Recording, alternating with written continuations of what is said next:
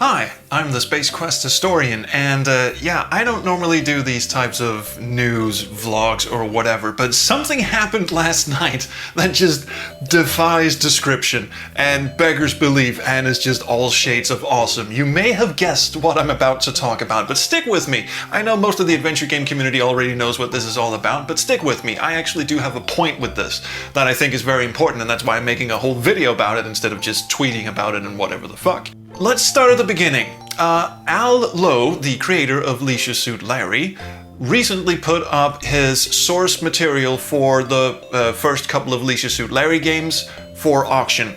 He was also auctioning off a bunch of other shit, mainly stuff that he worked on while he was at Sierra. He put up these auctions, and the highest bidder would get the source discs with all the source code and all the source art and basically all the backups he had of the Leisure Suit Larry games, the first ones anyway.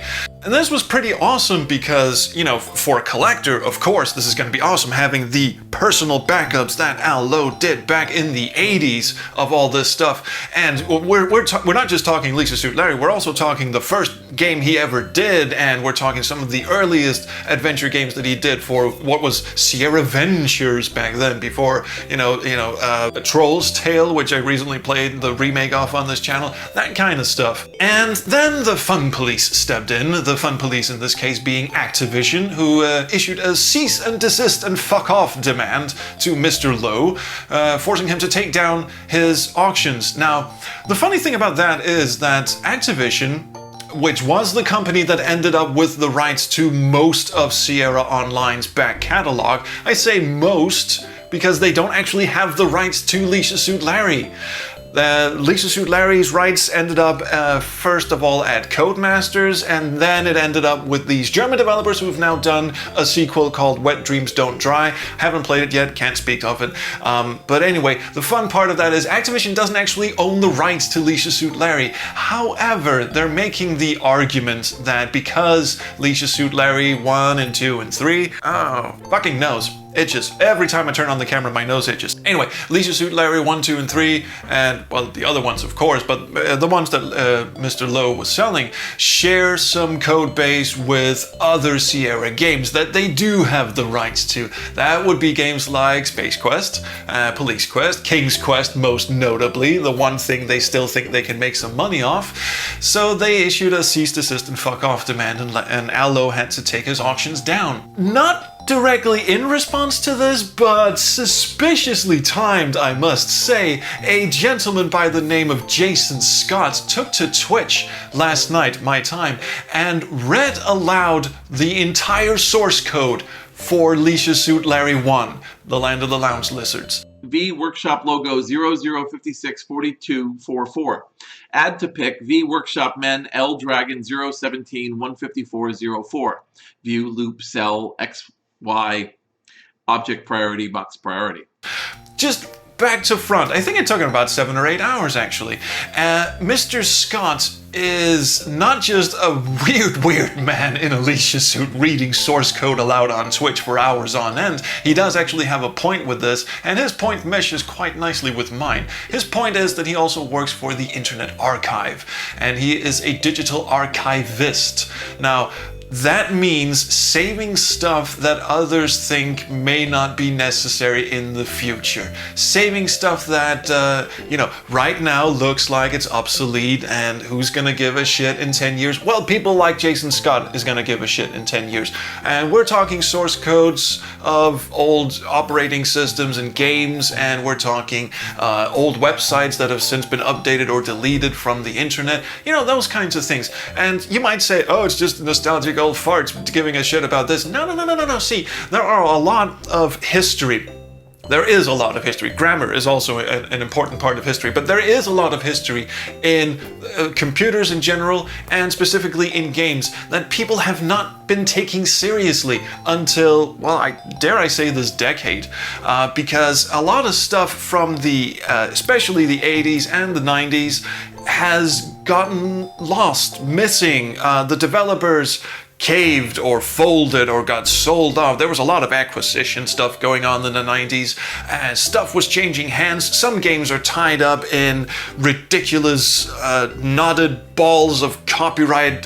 Loom being one of those games. Yeah, the LucasArts game by Brian Moriarty. The Loom is so tied up in copyright that no one even knows who has the rights to it anymore. And some games have gotten completely lost. There's a whole part of the 90s, the burgeoning CD-ROM, FMV 90s, the Macromedia Director, Titanic Out of Time, that kind of stuff. There's a whole bunch of that stuff that is just gone missing. You can't run it on modern systems. What I'm saying is the history of computer games is being slowly not erased, but just being forgotten. And it takes people of such dedication like Mr. Scott here in the background, resplendent in his mock leisure suit, reading aloud the source code to Leisure Suit Larry for hours on end. Again, I cannot stress how fucking awesome and ridiculous it is all at the same time. It's beautiful, beautiful.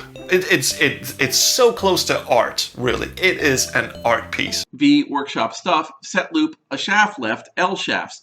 Fix loop, a shaft left. It takes dedicated people like him to collect and, what's that word? Curate, that's the one. Curate the history that we may have forgotten or may think that is obsolete now, but will not be in due time. He's also, I just learned, the director of the excellent documentary Get Lamp, which is about the IF scene, the interactive fiction scene of the late 70s, early 80s, well, basically the 80s. The interactive fiction, Infocom in particular, were doing quite well up until the end of the 80s. That is an excellent documentary. I highly recommend that you go and check that one out. And I just hope that even though the Fun Police came for Al Lowe and his digital backups of, source material that is just, you can't get anywhere else. Sierra didn't keep any backups, by the way. That was the whole reason why Al Lowe was making these auctions in the first place, is because Sierra never kept any backups. In fact, a lot of the technology that Sierra had at the time, I've spoken to Mr. Lowe personally once, and he said that a lot of the technology that they developed in-house when Sierra got sold off, that stuff was just wiped, deleted, and there was a lot of really cool shit. He was talking about how they used to record voiceovers for games, and with the press of a button from the recording studio, they could output the voice files that was just recorded into the game's files. The developer, the programmers just had to hit a couple of keys, and boom, the game was up and running with the voice files in it already. And stuff like that, in-house tools that were just mesmerizing. They were doing shit that no one was doing back in the day. They were an industry leader for a reason. Just gone, poof, never to be found again. And Al Lowe was one of the few people who actually kept backups of his shit, the shit he did back at Sierra. And now they're stuck collecting, I don't know, mold and poop, rat poop. I don't know if he has rats. I fucking hope not. But anyway, it's collecting all sorts of gunk in his attic. So I just wanted to put that out. This is not so much about Jason Scott's performance piece, although this was a great excuse to do a little on-camera vlog about it. My God, the man. I mean, he's handsome too, isn't he? But it's mostly to make this point about digital conservation. We should not lose sight of where we came from. We should argue. Even the shitty games. I'm not talking about the beautiful games. I don't know, Leisure Suit Larry kind of falls in the middle of that, in my pantheon at least. But anyway, it's important enough to archive, certainly. There's a bunch of shitty games. I was mentioning the Macromedia Director CD-ROM games. Most of them are utter crap.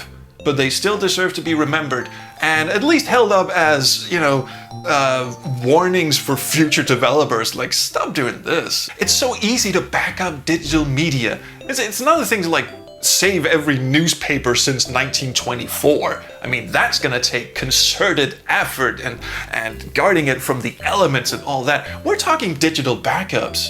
So, fuck you, Activision. Pieces of shit, Fun Police, fuck you. The only reason they went after Al is not because they're worried about the source code. They're worried that they might not be able to sell games in the future. They're not doing anything constructive with the Sierra IP. They're just holding on to it for dear life for reasons I'm not entirely clear on. So fuck you. Oh, and it's not just Activision, by the way. There are a slew of enemies, vile enemies of digital conservation. Nintendo recently shutting down emulation sites, Emu Paradise and such, all in the name, short-sighted name of protecting their copyright, even though they were offering other ROMs than Nintendo's.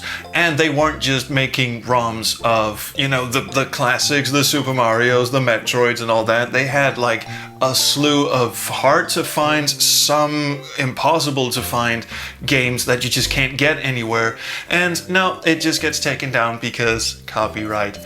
And good on you, Mr. Jason Scott. You have my utmost respect. Thank you so much for watching this. Please leave a comment, like and subscribe and all that. Who gives a shit? But do leave me a comment because I'm interested to hear your point of view on this. I think what Jason Scott did was amazing, and sadly, the stream itself is not archived anywhere. I guess putting it up for archive on Twitch is technically a breach of copyright in and of itself. I don't know. It's not available on his Twitch channel anymore. I managed to record like 4 minutes of it while it was happening, and thank fucking God I did. But anyway, yeah, shit, leave me a comment, and until next time, I will see you around the Chrono stream.